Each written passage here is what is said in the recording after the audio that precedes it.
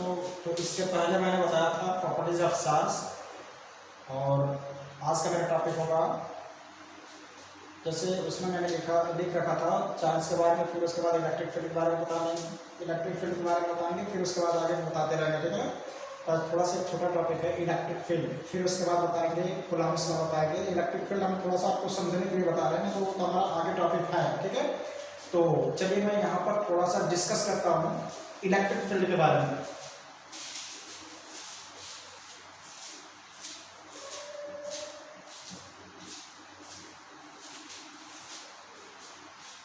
Electric field होता क्या है, देखिए इसमें एक वर्ड आएगा examine charge. Examine charge, examine charge होता क्या है, जैसे ऐसा चार्ज जिसका वैल्यू जो होता है 1 कूलम ऑफ चार्ज होता है, ठीक। मतलब इसको हम क्यू नॉट से रिप्रेजेंट करते हैं, किससे, क्यू नॉट से रिप्रेजेंट करते हैं। इसको हम यूनिट चार्ज या एग्जामिन चार्ज बोल सकते हैं, या 1 कूलम ऑफ चार्ज भी बोल सकते हैं, ठीक। अब देखिए इलेक्ट्रिक फील्ड होता क्या है, जैसे मैग्नेट है, तो ये मान लीजिए मैग्नेट है, अगर इस मैग्नेट को अगर हम यहाँ पर रख देते हैं, ठीक है, यह मैग्नेट हो गया। किसी भी मैग्नेट के दो डायपोल होते हैं, ठीक है, दो पोल होते हैं, डायपोल है, दो पोल होते हैं। तो इस मैग्नेट को जब हमने यहाँ पर रख दिया है, तो ये क्या करेगा कि एक आपका एरिया कवर कर लेता है। मतलब अब यहाँ पर अगर हम कोई दूसरा मैग्नेट लाएंगे तो वो उसको अट्रैक्शन या रिपल्सन फोर्स लगाएगा, या यहाँ पर रखेंगे तो भी अट्रैक्शन या रिपल्सन फोर्स लगाएगा। लेकिन जैसे इस लाइन से, जैसे मान लीजिए यहाँ पर एक आपका मैग्नेट है, ये नॉर्थ और साउथ, तो इन दोनों के बीच में जैसे मान लीजिए यहाँ पर रखेंगे, मतलब इस इलेक्ट्रिक फील्ड है एक तरीके से, ये हमारा इलेक्ट्रिक फील्ड है। अब यह मैग्नेट है तो मैग्नेटिक फील्ड बोलेंगे, क्या बोलेंगे, मैग्नेटिक फील्ड, ठीक। अब देखिए अभी हम मैग्नेट पर बात करें थे, फिर उसके बाद हम इलेक्ट्रिक पर बात करेंगे। तो क्योंकि ये आप देख चुके हैं, इसको एक्सपेरिमेंट कर चुके होंगे, इस वजह से आपको बहुत इजी तरीके से आपको समझ में आ जाएगा। तो देखिए जैसे यह आपका मैग्नेट है, यह इलेक्ट्रिक फील्ड से बाहर है, जैसे मान लीजिए यहाँ पर है, तो इन दोनों के बीच में कोई भी अट्रैक्शन या रिपल्सन फोर्स नहीं लगेगा। क्यों, क्योंकि आप पहले ही इस फील्ड से बाहर है, इसके रेंज से बाहर है, इसलिए इसके ऊपर कोई फोर्स नहीं। अगर यही पर अगर हमने यहाँ पर कोई रख दिया नॉर्थ पोल और दूसरा हो गया साउथ पोल, तो अब देखिए यह मैग्नेटिक फील्ड के अंतर्गत आ गया, तो इसके ऊपर और इस मैग्नेट के ऊपर, मतलब ये दोनों मैग्नेट आपस में अट्रैक्शन या रिपल्सन फोर्स जरूर लगाएंगे। जब यहाँ पर रखेंगे तो इन दोनों के बीच में भी कोई फोर्स नहीं लगेगा। क्यों, क्योंकि हमारा पहले ही इसके रेंज से बाहर है। रेंज का मतलब एक तरीके से उसके फील्ड से बाहर है। तो इसी तरीके से चार्ज में भी होता है, ठीक है।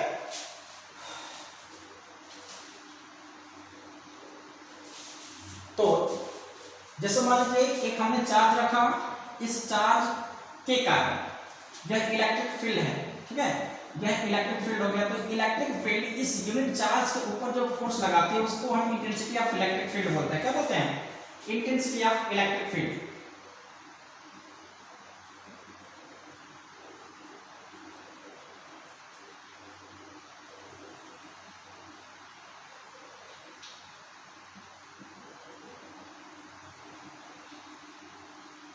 इंटेंसिटी ऑफ इलेक्ट्रिक फील्ड, इसको हम कैपिटल ए से रिप्रेजेंट करते हैं, और E इक्वल टू होता है F/Q0, ठीक। मतलब यूनिट चार्ज के ऊपर जो फोर्स अप्लाइड होता है इलेक्ट्रिक फील्ड में, वो हमारा इंटेंसिटी ऑफ इलेक्ट्रिक फील्ड कहलाता है। इसका यूनिट जो होता है न्यूटन पर कूलम्ब होता है, ठीक है। तो हमें थोड़ा सा इसके पहले चर्चा करना होगा कि इलेक्ट्रिक फील्ड लाइंस क्या होती हैं, इलेक्ट्रिक फील्ड है क्या, ठीक है। तो हम इलेक्ट्रिक फील्ड के ऊपर चर्चा करेंगे। ये तो समझ गए इंटेंसिटी ऑफ इलेक्ट्रिक फील्ड क्या होता है, किसी यूनिट चार्ज के ऊपर इलेक्ट्रिक फील्ड के अंतर्गत, यूनिट चार्ज के ऊपर इलेक्ट्रिक फील्ड के अंतर्गत जो फोर्स अप्लाइड होता है वही इंटेंसिटी ऑफ इलेक्ट्रिक फील्ड कहलाता है। इसका यूनिट जो होता है न्यूटन पर कूलम्ब होता है, क्योंकि फोर्स का यूनिट न्यूटन, चार्ज का यूनिट कूलम्ब, ठीक। यह हमारा एक वेक्टर क्वांटिटीज होता है। चलिए आगे थोड़ा सा हम इलेक्ट्रिक फील्ड लाइंस बताएंगे, फिर कूलम्ब्स लॉ पर चलेंगे।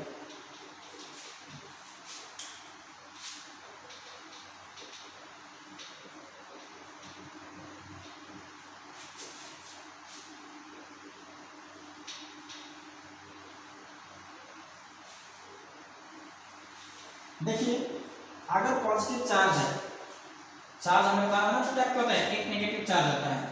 तो पॉजिटिव चार्ज से निकल करके इलेक्ट्रिक फील्ड लाइंस, अच्छा इलेक्ट्रिक फील्ड लाइंस होता है ये आपकी इमेजिनरी और कर्व लाइन होती है, इमेजिनरी कर्व लाइन होती है, ठीक है।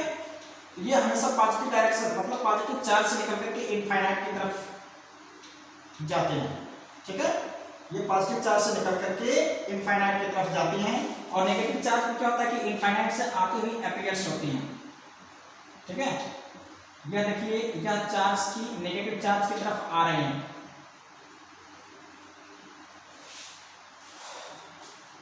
इसी तरीके से यह हमारा पहला पॉइंट हुआ क्या कि जो इलेक्ट्रिक फील्ड लाइंस होती हैं वह पॉजिटिव चार्ज से निकल करके इनफाइनाइट की तरफ जाती हैं, नेगेटिव चार्ज पर इनफाइनाइट से होकर के आती हुई अपीयर्स होती हैं। देखिए पहला प्रॉपर्टी है इलेक्ट्रिक फील्ड लाइंस की। इलेक्ट्रिक फील्ड लाइंस होता क्या है, इलेक्ट्रिक फील्ड लाइंस आपकी ऐसी इमेजिनरी और कर्व लाइंस होती हैं जो किसी इलेक्ट्रिक फील्ड के इंटेंसिटी को रिप्रेजेंट करती हैं, ठीक है। ये पहला पॉइंट हुआ। दूसरा पॉइंट,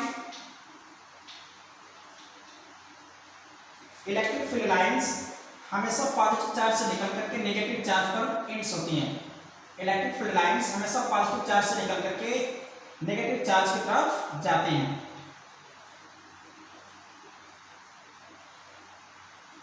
ये देखिए पॉजिटिव चार्ज से निकल करके नेगेटिव चार्ज की तरफ जाकर के समाप्त हो रहे हैं, ठीक है। और ऐसे भी और होंगी, जैसे इधर की तरफ चले गए, इधर की तरफ आ गए,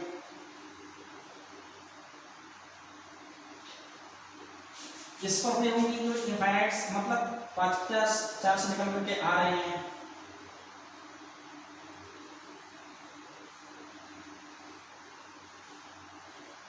अब देखिए इनके बीच में एक ऐसा पॉइंट होगा जहां पर इलेक्ट्रिक फील्ड की इंटेंसिटी जीरो होती है, जिसको हम न्यूट्रल पॉइंट बोलते हैं। क्या बोलते हैं, न्यूट्रल पॉइंट। एंड मतलब यहां से यह चार्ज भी इसके ऊपर उतना ही अट्रैक्शन फोर्स लगाएगा जितना ये लगाएगा। तो अगर हमारे ऊपर भी अगर इधर से भी 10 न्यूटन का फोर्स और इधर से भी 10 न्यूटन का फोर्स लगेगा तो हमारे ऊपर कितना फोर्स अप्लाइड होगा, जीरो, ठीक। तो अब देखिए इसको बोलते हैं न्यूट्रल पॉइंट। पॉजिटिव चार्ज से इलेक्ट्रिक फील्ड की लाइंस निकल करके, देखिए सेकंड है इसकी प्रॉपर्टीज, ये सेकंड प्रॉपर्टीज बता रहा है इलेक्ट्रिक फील्ड लाइंस की। पॉजिटिव चार्ज से निकल करके नेगेटिव चार्ज पर एंड्स होती हैं।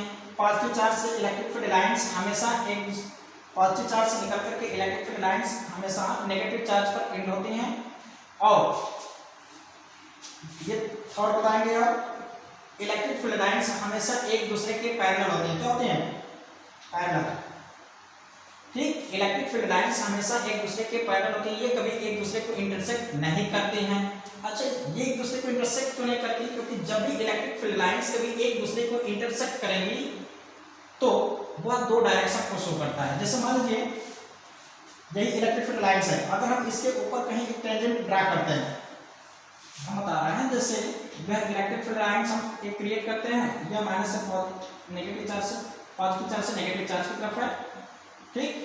तो इलेक्ट्रिक फील्ड लाइंस पर भी हम फर्स्ट बता दें कि पहले हमने बताया कि इलेक्ट्रिक फील्ड लाइंस हमेशा पॉजिटिव चार्ज से निकल करके इनफाइनाइट की तरफ जाती हैं। सेकंड हमने बताया कि electric field lines positive charge से नेगेटिव चार्ज पर जाकर समाप्त होती हैं। थर्ड बताया इलेक्ट्रिक फील्ड लाइंस हमेशा एक दूसरे के पैरेलल होती हैं, ये कभी एक दूसरे को इंटरसेक्ट नहीं करती हैं। फोर्थ बता रहे हैं कि इलेक्ट्रिक फील्ड लाइंस के ऊपर अगर हम कोई एक टेंजेंट ड्रा करते हैं, जैसे मान लीजिए इस पर इलेक्ट्रिक फील्ड लाइंस पर हमेशा एक यूनिट कूलम का चार्ज चलता है। इलेक्ट्रिक फील्ड लाइंस पर हमेशा एक यूनिट का चार्ज चलता है। अब देखिए वो भी उसका डायरेक्शन किधर होता है, पॉजिटिव से नेगेटिव की तरफ। अब देखिए ये क्या होगा कि हम इसके ऊपर अगर हम टेंजेंट ड्रा करते हैं,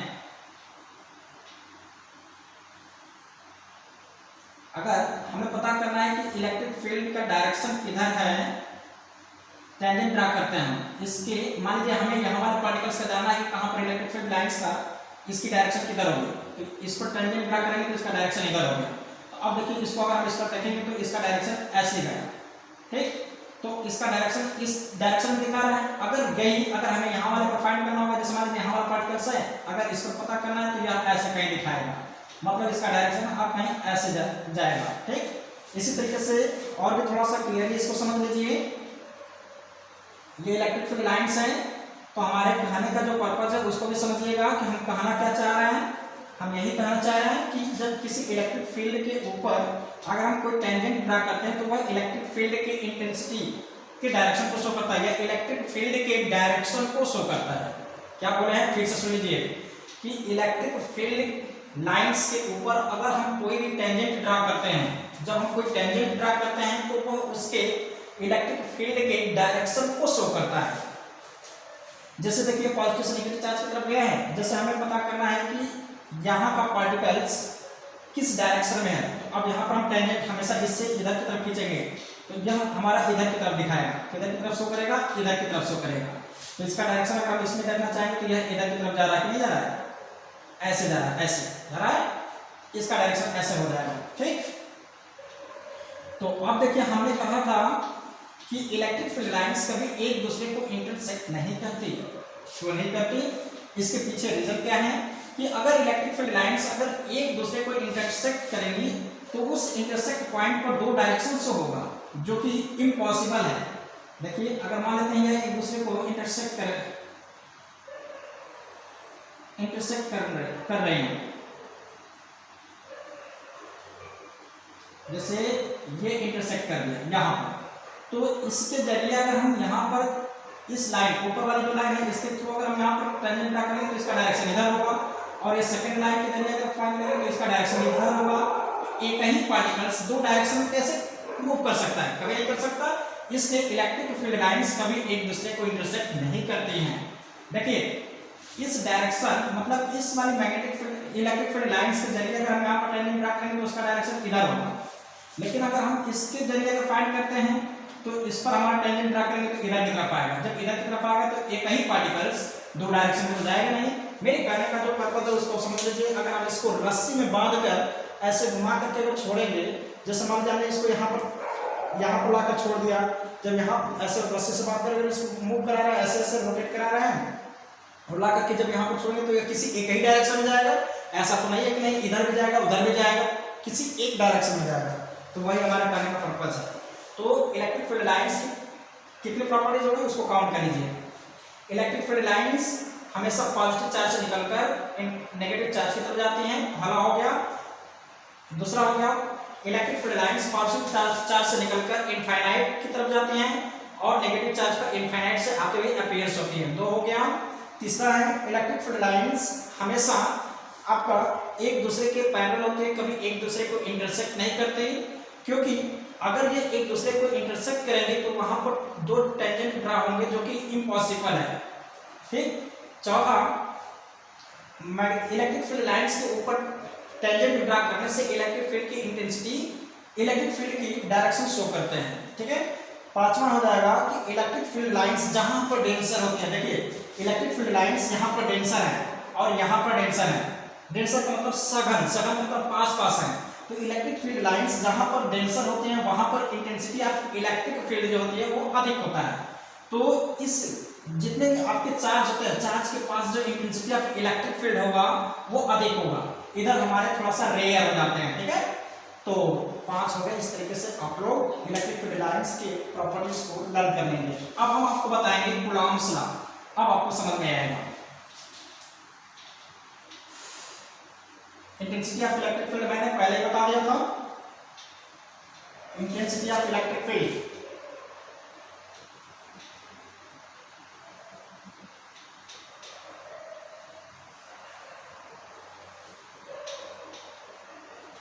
ये मैंने बताया था E इक्वल टू जो होता है F अपान में Q होता है, Q नाम या Q लिख दीजिए। ठीक, तो किसी यूनिट या एग्जामिक चार्ज के ऊपर अप्लाइड होने वाला फोर्स, देखिए जब कोई चार्ज होता है किसी इलेक्ट्रिक फील्ड के अंतर्गत होता है, जैसे मान लीजिए इलेक्ट्रिक फील्ड है, इसके अंदर आपका क्यू कूलम का चार्ज रखा है, तो इस क्यू कूलम के चार्ज के ऊपर जो फोर्स अप्लाइड होगा इस इलेक्ट्रिक फील्ड के जरिए वही हमारा इंटेंसिटी ऑफ इलेक्ट्रिक फील्ड होगा। जैसे मान लीजिए हमने 3 कूलम का चार्ज रख दिया, कोई जरूरी नहीं कि यूनिट चार्ज रखेंगे, 1 कूलम का चार्ज रखेंगे, वो तो हमने एक तरीका बताया। ठीक है, अगर हमने 3 कूलम का चार्ज रखा तो इस 3 कूलम के चार्ज के ऊपर अगर 5 न्यूटन का फोर्स अप्लाइड हो रहा है या 12 न्यूटन का फोर्स अप्लाइड हो रहा है तो इसकी इंटेंसिटी ऑफ इलेक्ट्रिक फील्ड कितना होगी। तो अब देखिए ये फोर्स हो गया और ये हमारा चार्ज हो गया, तो फोर्स अपान में चार्ज के जरिए हम intensity of electric field find कर लेंगे। ये हो जाएगा 12 न्यूटन अपॉन में 3 कूलम। तो यहाँ से कैंसिल हो जाएगा, ये न्यूटन पर कूलम हुआ तो ये आ जाएगा 4 न्यूटन पर कूलम। मतलब इसकी इंटेंसिटी ऑफ इलेक्ट्रिक फील्ड जो है वो क्या है कि एक यूनिट चार्ज के ऊपर 4 न्यूटन का फोर्स लगाने के लिए यह इलेक्ट्रिक फील्ड प्रेजेंट है। तो यहां से इसका यूनिट तो आप समझ लोगे कि आपका वेक्टर क्वांटिटीज है, इसका यूनिट जो होता है देखिए इसका यूनिट न्यूटन पर कूलम होता है और यह आपका वेक्टर क्वांटिटीज है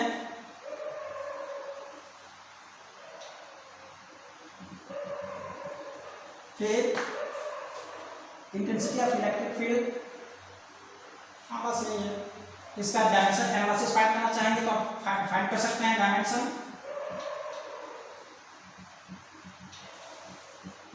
डायमेंशन क्या हो जाएगा, क्योंकि फोर्स का डायमेंशन होता है MLT-2 हो जाएगा और इसका AT हो जाता है। तो यहां से अगर हम इसका डायमेंशन एनालिसिस फाइंड करेंगे तो ये कितना हो जाएगा, ये चला जाएगा तो MLT-3 हो जाएगा और A-1 हो जाएगा। ठीक, यह इसका डायमेंशन एनालिसिस, इलेक्ट्रिक फील्ड की डायमेंशन एनालिसिस क्या होती है, MLT-3 A-1।